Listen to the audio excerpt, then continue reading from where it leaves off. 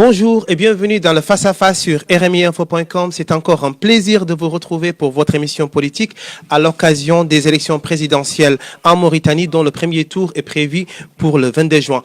Excusez-nous pour ce léger retard. Donc je disais, après la semaine dernière où il y avait sur ce même plateau Issa Diawara et El Fall, voici aujourd'hui deux figures très importantes de la vie politique mauritanienne, notamment ici au sein de la diaspora. D'abord, Baba Assamarega, tête de proue de l'UFP ici en Europe. Il est le porte-parole du candidat Mohamed Ould Mouloud. Baba Assamarega, bonjour. Bonjour. Bienvenue. Merci. Également, un grand militant de l'AJDMR, par conséquent de la coalition Vivre Ensemble et porte-parole du candidat Khan Hamidou Baba, Babokar Oumar. Bonjour. Bonjour. Et bienvenue dans le face-à-face. Merci. Alors, vous connaissez la formule, chers internautes. Vous pouvez réagir directement sur Facebook. N'hésitez pas à nous laisser vos commentaires, vos ressentis. Voilà, tout ce que vous pensez. Également, les questions que nous ferons le plaisir de relayer à nos invités ici présents. Donc, nous allons partir tout de suite pour ce numéro. Nous avons retenu 4 thématiques, à savoir l'actualité de la semaine, l'organisation de la présidentielle, l'unité nationale et quelques questions sur l'économie. Est-ce que ça vous convient, chers messieurs? Très bien.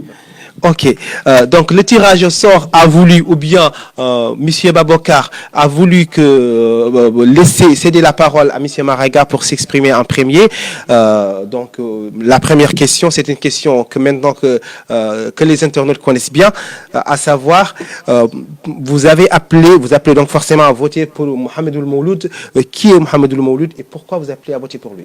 Bon, tout d'abord, avant de répondre à votre question, je voudrais dire aujourd'hui... Je vais vous rapprocher du micro. Oui, je voudrais dire tout simplement qu'avant de répondre à votre question, aujourd'hui, il ne s'agit pas d'un face-à-face, il s'agit plutôt d'un duo. D'un duo. D'un duo plutôt. Oui. Parce qu'il s'agit aujourd'hui de l'opposition. Nous qui sommes là, nous sommes tous dans l'opposition. Notre souhait, c'est qu'il y ait un changement en Mauritanie. Le souhait de tous les Mauritaniens aujourd'hui, tous ceux qui sont victimes aujourd'hui de la situation, c'est que la situation change en Mauritanie. Alors, qui est Mohamed Ould Mouloud? Vous avez déjà épuisé une certaine partie de votre temps. Voilà, Mohamed Ould Mouloud, c'est un militant de longue date.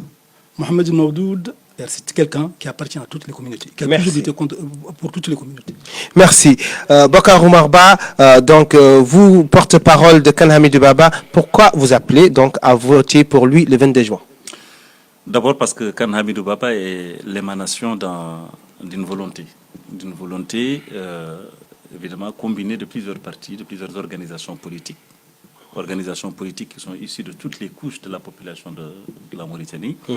Je vais également vous rapprocher du micro. Oui, merci. Et vous demandez de parler un peu plus fort. Oui. Et c'est aussi quelqu'un qui est d'une volonté aussi d'organisation de la société civile. Donc c'est véritablement une volonté populaire qui a poussé M. Khan Hamidou Baba à être candidat. Mais qui est-il personnellement? D'abord, c'est un homme qui est connu dans le sérail politique. C'est un homme qui milite, en tout cas, de ce que moi j'en sais, depuis au moins 1991, qui a milité dans le mouvement Alliance pour une Mauritanie nouvelle, qui était une des sensibilités de l'IFDR nouvelle, et qui a été au bureau politique de l'IFDR nouvelle, qui en a démissionné pour fonder son parti, le MPR, et qui aujourd'hui, et c'est ça le plus important, est le candidat de toute une coalition qui a un projet commun et donc qui veut le porter au pouvoir parce que nous pensons que la solution passe par lui. Alors, vous avez épuisé un peu votre temps. Est-ce que vous êtes d'accord, juste avant qu'on le poursuive, avec la proposition de M. Marega ici présent, et à ce qu'il s'agit aujourd'hui d'un duo? Non, mais il est vrai qu'on va éviter que ce soit un débat complètement convenu. Parce que sinon, les téléspectateurs, ils partent. Hein. Non, la vérité dans ce qu'il dit est assez vrai. Ce qui est vrai, c'est que chacun d'entre nous aurait souhaité avoir en face un représentant de M. Ould Ghazouani. C'est clair. Parce que nous sommes tous, effectivement, opposés à ce système et nous souhaitons un changement de régime, une alternance. Donc, forcément, c'est pas un débat qui est un débat classique opposition-pouvoir. On va voir quand même sur quel point vous divergez, bien sûr, et c'est quel point vous convergez justement. Alors, l'actualité de la semaine, c'est à 7 heures, à l'instant où je vous parle, Mohamed Ould Ghazouani doit sortir son programme. Où est-ce qu'il est le vôtre? Bon, nous, notre programme sortira aussi dans les heures ou les quelques jours qui viennent. Donc, ce sera effectivement... Dans la semaine? Probablement. Probablement. Très probablement. Ok. Donc, ce sera un programme je crois que vous sentirez qu'en tout cas qui prend tous les aspects de la situation du pays. Bon, maintenant, quand vous m'interrogerez sur tel aspect de la situation du pays, on va développer tout à l'heure. Votre programme, vous avez déjà au moins une première idée parce qu'il y a déjà la plateforme de la coalition.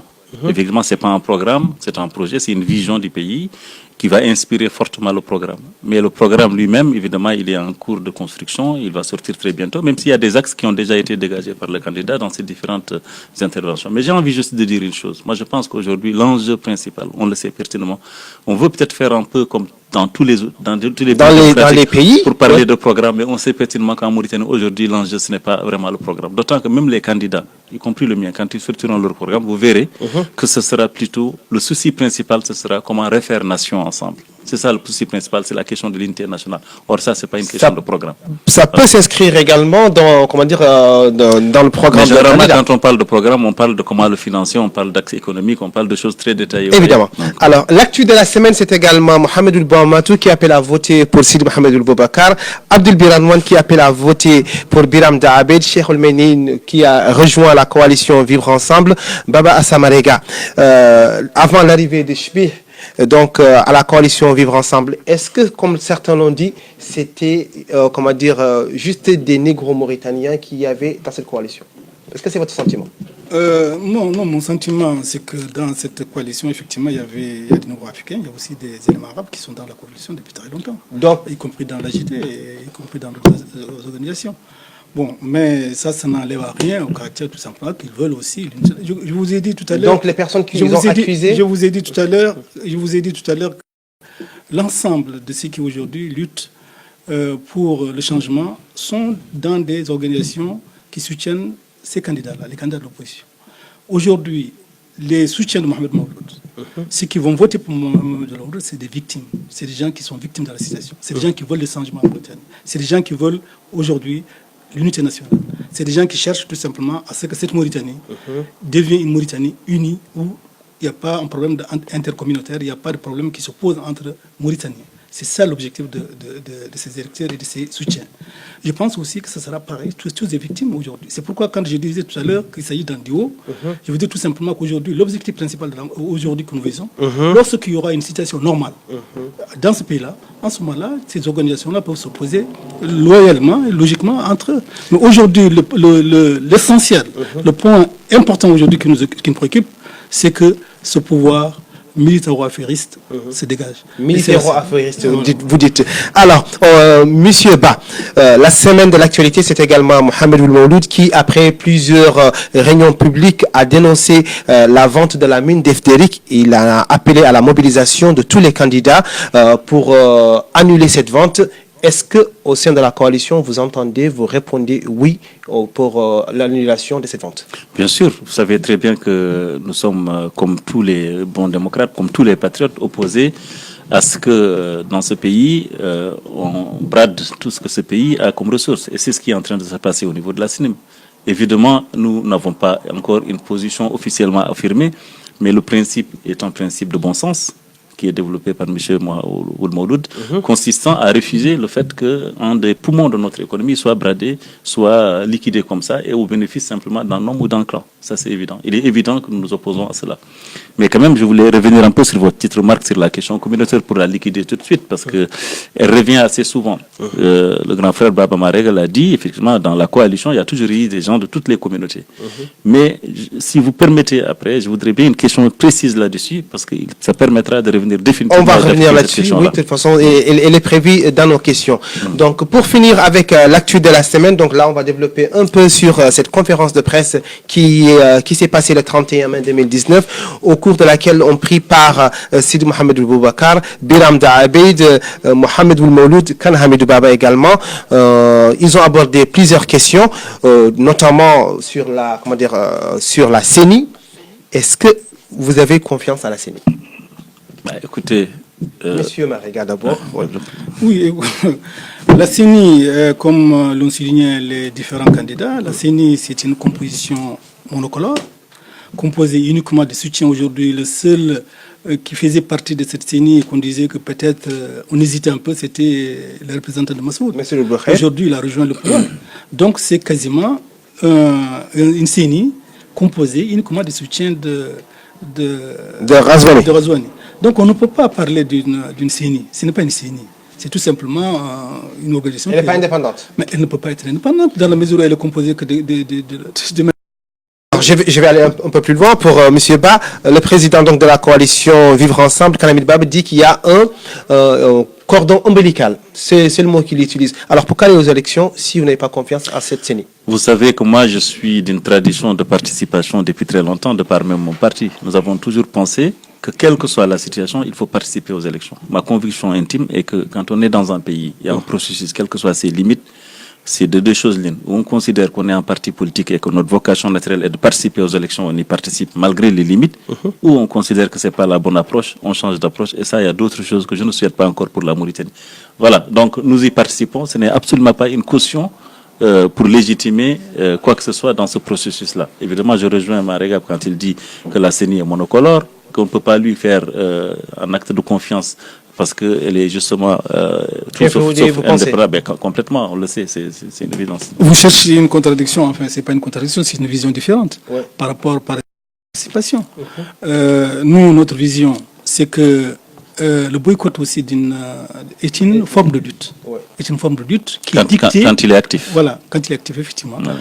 Il est dicté par la conjoncture, par l'analyse de la situation, en fonction de tous ces éléments-là, qu'on décidera d'aller aux élections ou de ne pas aller aux élections. Et cette fois-ci cette fois-ci, je vous ai dit que nous sommes dans une conjoncture particulière en Mauritanie. Les enjeux sont extrêmement importants. Aujourd'hui, nous sommes dans un pays où le président actuel va quitter dans moins de 2 mois le pouvoir, et définitivement. Parce que la Constitution ne lui autorise plus jamais à revenir au pouvoir. Ça, il faut que les Mauritaniens comprennent cela. Aziz ne reviendra plus jamais, comment dire, au pouvoir en Mauritanie. Sauf s'il fait le coup d'État, ça c'est autre chose. Maintenant, encore que le coup d'État, comme il n'est plus dans l'armée, bon, ça c'est une autre question dans tous les cas. Deuxième point, c'est que son remplaçant, en tout cas supposé Ould Ghazouani, qui a été proposé ou nommé par Ould Abdelaziz, n'a aucun pouvoir aujourd'hui. Donc nous sommes dans une conjoncture extrêmement importante, particulière. Donc c'est une occasion pour les Mauritaniens aujourd'hui. S'ils arrivent à se mobiliser, s'ils arrivent à se unir, à comprendre qu'aujourd'hui, que s'ils ratent cette occasion-là, ils en ont encore pour longtemps avec ce système-là. On ne sait pas où est-ce que notre pays va finir. Parce que tout simplement, nous sommes dans une situation aujourd'hui avec l'unité nationale qui est mise à mal sur tous les plans, avec notre enseignement qui est à terre, avec tous les problèmes qui existent aujourd'hui dans ce pays-là. Je crois que si nous n'arrivons pas à comprendre les enjeux aujourd'hui, à s'engager pour qu'il y ait un changement aujourd'hui, je crois qu'on en a pour longtemps. Monsieur Marega, je suis quand même obligé de dire que, si je ne dis pas les téléspectateurs me le reprocheront, c'est que le premier loupé, le premier raté, c'est que vous décrivez la même chose, pourquoi vous n'êtes pas dans le même bord? Oui,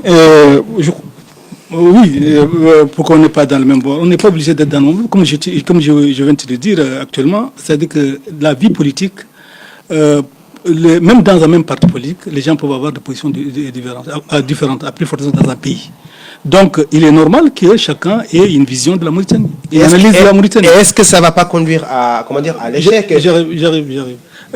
Au début, effectivement, l'idée qui était d'avoir une candidature unique, à l'époque, comme Mohamed Mawloud, qui dirigeait d'ailleurs le FNDU, avait proposé, depuis maintenant quasiment 7 mois, à ce que, même plus, à ce qu'il y ait une candidature unique. Ils ont travaillé dans ce sens-là. Maintenant, le problème est qu'à un moment donné, il y a certains qui ont estimé que les propositions qui ont été faites, en tout cas les propositions ne les convenaient pas, ils n'ont pas voulu commander la candidature unique. En tout cas, jusqu'au bout, Mohamed Mawloud a cherché à être à une candidature unique. Mais lorsque cette situation n'a pas permis à ce qu'il y ait une candidature unique, c'est en ce moment-là qu'il a décidé, lui, d'aller, parce qu'il a compris que, en tout cas, ceux qui étaient déjà candidats, ceux qui s'étaient proposés, n'étaient pas des personnalités qui pouvaient représenter notre vision de la Mauritanie. C'est dans ce cadre-là qu'il s'est présenté. Et puis, il a été rejoint par le RFD, par l'UNAD, en tout cas par des organisations qui ont toujours lutté en Mauritanie depuis maintenant plus de 20 ans pour le changement en Mauritanie. Donc c'est faute de cette unité-là qu'ils sont arrivés. Mais j'ajouterais tout simplement que cette formule qui existe aujourd'hui, cette candidature multiple, peut être aussi une solution. Parce que autant, comme je l'ai déjà dit, une candidature unique a ses avantages et ses inconvénients, autant une candidature multiple peut avoir aussi ses avantages et ses inconvénients. Mais je pense aujourd'hui que nous sommes dans une conjoncture qui, à mon avis, fait que la formule qui a été adoptée aujourd'hui peut permettre effectivement à ce que l'opposition arrive à la victoire. Monsieur Ba, est-ce que vous pouvez rassurer aux téléspectateurs, en tout cas qui s'opposent, à savoir que la formule telle que monsieur Marega vient de la décrire, c'est la meilleure? Écoutez, si vous la pensez, bien sûr. Non, mais moi je pense que c'est la meilleure à partir du moment où ceux qui participent à ces élections ont quand même des traditions politiques, quoi qu'on dise, un peu différentes. Oui, donc moi je considère que le premier tour est un moment d'ancrage identitaire sur le plan politique. C'est-à-dire que les partis au premier tour viennent dire un peu leur vision particulière de la Mauritanie. Au deuxième tour, on se regroupe peut-être pour des questions pragmatiques, pour des questions d'alternance. Ça, c'est possible. Mais aujourd'hui, il a parlé de cette histoire de candidature unique, mais qui était propre à un groupe politique donné, à un collectif politique donné, qui n'est pas de la même tradition que celui auquel moi j'appartiens. Parce que de candidature unique, il y en a eu. Kanamir Baba est la candidature unique d'une certaine opposition. Oui. Puisque ceux qui n'ont pas réussi à faire de leur côté, nous avons réussi à le faire. Pourquoi? Parce que dès le départ, nous avions un ADN commun. Dès le départ, tous ces partis avaient ensemble une même vision. Je crois, si je peux me permettre, que ce qui n'a pas réellement marché chez eux, c'est que ça me paraissait trop hétéroclite pour dégager dès le premier tour une candidature unique. Ça me paraissait être utopique. Pourquoi? Parce que, comme j'ai dit, le premier tour est un moment de fort ancrage où ce qu'on rappelle, ce sont les véritables valeurs auxquelles on tient. Or, dans ce qui existait du FNDU, je ne suis pas sûr qu'en dehors de l'alternance mécanique au pouvoir, il y ait des valeurs communes partagées. C'est pour ça qu'il lui était difficile de dégager un candidat unique. Aujourd'hui, c'est fait. Je trouve que c'est tant mieux. Toutes les diversités d'opinion vont s'exprimer au premier tour. Et au deuxième tour, l'enjeu, ce sera comment évidemment dégager ce régime pour après s'entendre peut-être sur un programme. Alors, on verra si le risque envoie la chandelle. Je voulais tout simplement ajouter que le FNDU a lutté pendant plusieurs années ensemble. Pour l'objectif aujourd'hui, comme je l'ai dit tout à l'heure, n'est pas que chaque groupe politique défend uniquement, comment dirais-je, ce qui lui est propre. Oui, sa façon de voir. Sa façon de voir les choses. Aujourd'hui, dans l'idéal, c'est ça la démocratie quand même. Lorsqu'il y a une démocratie véritable en Mauritanie. L'enjeu aujourd'hui, ce qui aujourd'hui pose problème aujourd'hui, c'est l'existence même de la Mauritanie. C'est l'unité nationale qui est aujourd'hui qui est en cause. Donc, tout ce qui peut aujourd'hui unir l'opposition. Je crois que tout ce qui était dans le FNDU, y compris Kanamir Baba qui était dans le FNDU, pouvait effectivement... Mais qui était opposé à la question de la candidature unique au sein de FNDU pour des raisons idéologiques. Non, il ne s'est pas opposé dès le départ. Il réclamait au préalable un programme commun. Et comme ce programme est impossible pour les raisons que j'ai indiquées tout à l'heure, elle n'était pas impossible. Mais la preuve, c'est que ça ne s'est pas fait. En élaboration, il existait une élaboration. Il y a eu même un premier jet de programme qui a été fait. Mais qui n'a pas abouti. Oui, mais bon, qui n'a pas abouti parce pour les raisons que j'ai indiquées. Il n'y a pas eu une candidature unique, ça ne peut pas aboutir.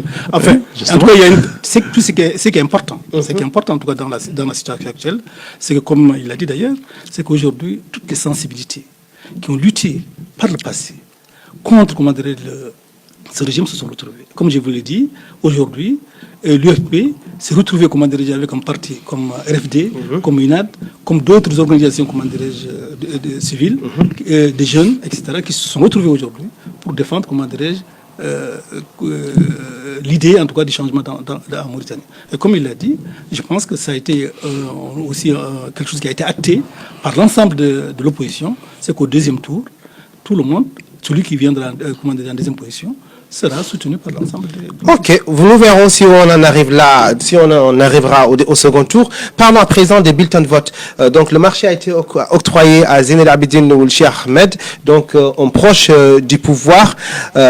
Certains contestent cela, ils disent même voilà, que ce marché d'attribution doit être annulé au risque de retarder éventuellement les élections, vu que ça approche quand même à grands pas. Qu'en pensez-vous? Bon, écoute, ce n'est pas une première en Mauritanie. Je crois que ce pouvoir nous a habitués à cela. C'est-à-dire que tous les marchés sont attribués à des proches. à des partisans, un groupe très restreint d'ailleurs, qui a eu, que ce soit à l'aéroport de Nouakchott, que ce soit, comment dirais-je, tous les projets qui ont eu lieu, c'est-à-dire que le port, tous les projets de manière générale ont été attribués à des proches. Et ceci rentre dans ce cadre-là. Est-ce que vous contestez, est-ce que vous demandez également éventuellement le report des élections s'il le faut? Non, mais nous demandons tout simplement que ça soit annulé. Nous ne demandons pas le report, que ça soit annulé. Et qu'on ouvre le marché à d'autres personnes. Qu'on ouvre au marché à d'autres personnes, parce que tout simplement, il s'agit tout simplement de quelque chose d'illégal. Monsieur Ba, votre sentiment? Écoutez, nous le demandons tout en sachant que ça ne sera pas fait. Soyons réalistes. Nous savons pertinemment que nous allons aller à ces élections-là avec les imperfections que nous avons, avec y compris ces bulletins de vote qui ont été attribués, dont le marché a été attribué à un proche d'Aziz. Nous savons tout cela. Mais le principe, c'est effectivement de s'opposer à cela et de le dire. Ça, c'est le principe. Après, reste nos moyens d'arriver à faire changer les choses. Si nous n'y arrivons pas, nous irons quand même. Parlons des moyens. Lors de la conférence de presse commune, il a été également question d'une structure pour lutter contre la fraude. Lors des élections. Comment est-ce que vous prenez les moyens et puis voilà, comment est-ce qu'elle va voir jour cette structure? Comment ça se passe? Après, moi, je pense que ce sera une sorte de mutualisation des moyens de vigilance que tous les partis ont déjà lorsqu'ils vont aux élections. Ce sera probablement d'être plus attentif à être dans tous les bureaux de vote déjà, que l'opposition se retrouve dans tous les bureaux de vote. Parce qu'il se peut, par exemple, que nous n'ayons pas, par exemple, des militants à Mokhtar Ajar, je ne sais pas, je donne un exemple. Biram Dabel, par exemple, avait proposé à ce dès qu'il y ait, une personne qui représente un parti de l'opposition dans un bureau de vote qui représente également les autres. Est-ce que c'est une idée qui vous paraît Disons qu'il vient de lancer l'idée, on verra concrètement comment ça va se matérialiser. Pourquoi pas, si ça paraît plus efficient, pourquoi pas. Mais en tout cas, l'idée de mutualiser me paraît bonne. Oui, moi je crois qu'ils ont lancé l'idée en tout cas de ce regroupement, en tout cas de se retrouver pour essayer en tout cas d'éviter, en tout cas de minimiser au maximum les fraudes qui peuvent avoir lieu. Bon, mais je crois qu'ils détermineront, comment dirais-je, les modalités. Je crois que c'est eux qui avaient décidé ça, ce sont les candidats qui ont décidé cela.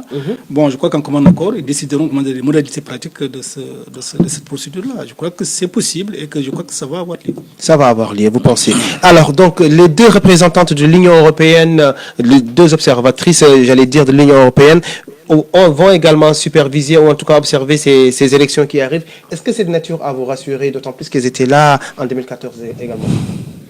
Écoutez, dans tous les cas, le pouvoir a refusé qu'il y ait des observateurs étrangers en Mauritanie. Donc, qu'il y ait pour surtout la Mauritanie, surtout le territoire mauritanien, je crois que bon, c'est pas ça qui... Vous trouvez que c'est ridicule?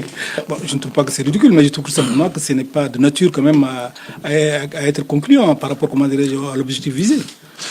Personnellement, je pense que c'est ridicule. Alors, on va rire. Et je pense même très honnêtement que la meilleure garantie qu'on puisse avoir en matière de transparence électorale, ça se passe en amont de l'élection.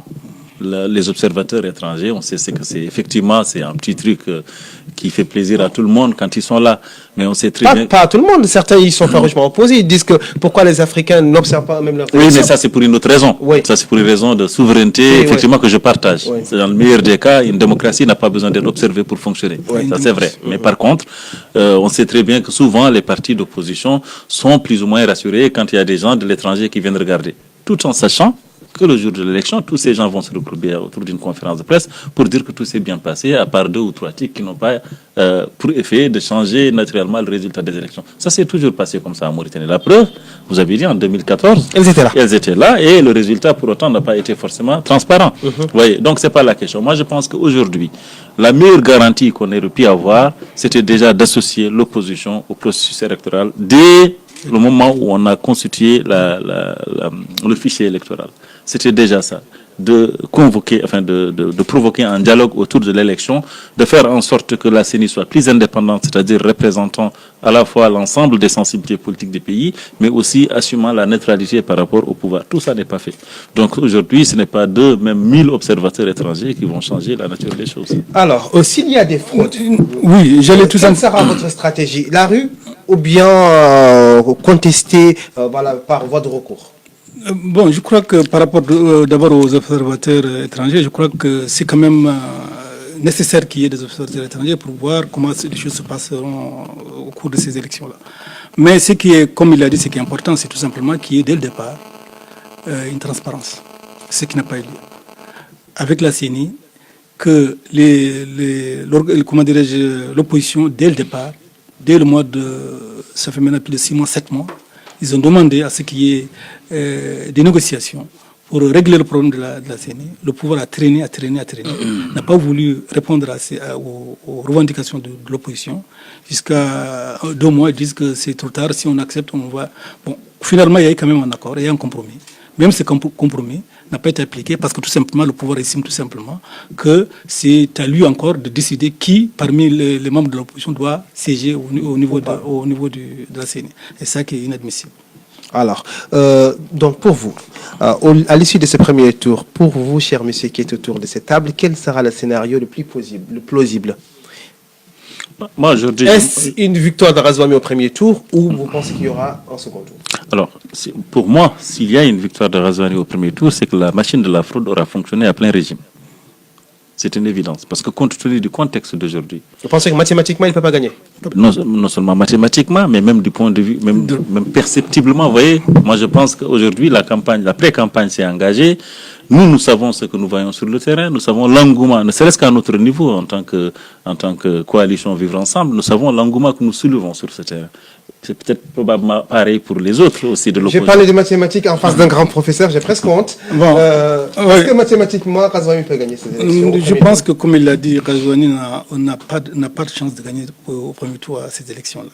Il peut même être éliminé, à mon avis, dès le premier tour à ces élections. Ah ouais. Pour la simple raison qu'aujourd'hui, l'ensemble des Mauritaniens, la quasi-totalité des Mauritaniens en ont marre de ce pouvoir-là. La quasi-totalité des Mauritaniens. Ce pouvoir-là a appauvri les Mauritaniens, a divisé les Mauritaniens, a rendu, l'éducation mauritanienne, quasi nulle, a mis les Mauritaniens dans une situation quasi, en difficulté. Et que, par conséquent, les Mauritaniens veulent un changement.